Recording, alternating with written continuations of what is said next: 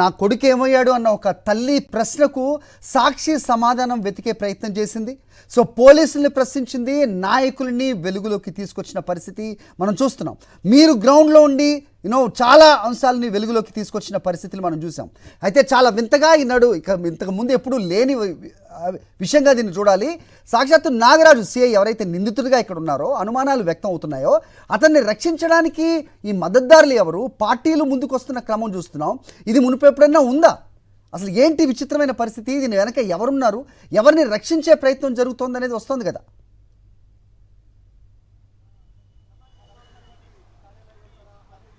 ఖచ్చితంగా నాగరాజుకి సంబంధించి కొంతమంది అధికారుల సహకారం అనేది చాలా స్పష్టంగా ఇందులో కనిపిస్తుంది.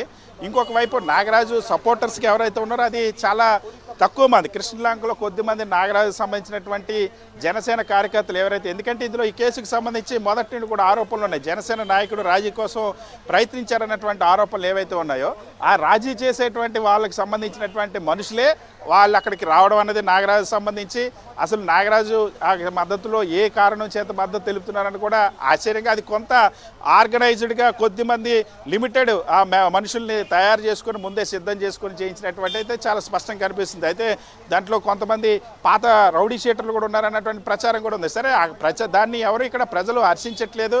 ఒక కృష్ణలంక ప్రాంతం తప్ప మిగిలిన ఎక్కడ కూడా ఎవరు పట్టించుకునేటువంటి పరిస్థితి లేదు ఇక్కడ. ఎందుకంటే ఇక్కడ నేరస్తుడు ఒకవేళ సాయికృష్ణకి సంబంధించి ఏ కేసులో చట్టబద్ధంగా ఒకవేళ సిఐ తీసుకొచ్చినప్పుడైతే ఖచ్చితంగా కోర్టుకి అప్పగించాల్సిన అవసరం ఉంటుంది. కానీ చట్టాన్ని అతిక్రమించి నేరస్తుల్ని కట్టడి చేశారంటూ ఆయనే నేరం చేయడం అన్నది చాలా తీవ్రమైనటువంటి ఆరోపణ. కాబట్టి ఇవన్నీ కూడా చెల్లుబాటు అయ్యేటువంటి పరిస్థితి ఉంటుంది. అందుకనే ఇవాళ రాష్ట్ర ప్రభుత్వం హైకోర్టు ప్రశ్నిస్తుందన్నటువంటి భయంతో ప్రతిపక్షాలు గలం విప్పిన తర్వాత వైఎస్ఆర్ కాంగ్రెస్ పార్టీ అధ్యక్షుడు వైఎస్ జగన్మోహన్ రెడ్డి సాయికృష్ణ కుటుంబం దగ్గరికి వెళ్ళి ఖచ్చితంగా ఈ కేసులో న్యాయ పోరాటం చేస్తాం, ఆ కుటుంబం తరపున తల్లి తరపున న్యాయ పోరాటం చేస్తామని చెప్పిన తర్వాత కొద్ది గంటల్లో అక్కడ విచారణకు ఆదేశించడం, ఆ రోజు వైఎస్ జగన్మోహన్ రెడ్డి వచ్చి వెళ్ళిన తర్వాత వేసినటువంటి సిట్టిది, అదేవిధంగా అప్పుడు తర్వాత నమోదైన ఎఫ్ఐఆర్, దీనిపైన విచారణ జరుపుతున్నారు. నాగరాజుని మరి కాసేపట్లో సిట్టి కార్యాలయానికి తీసుకొచ్చి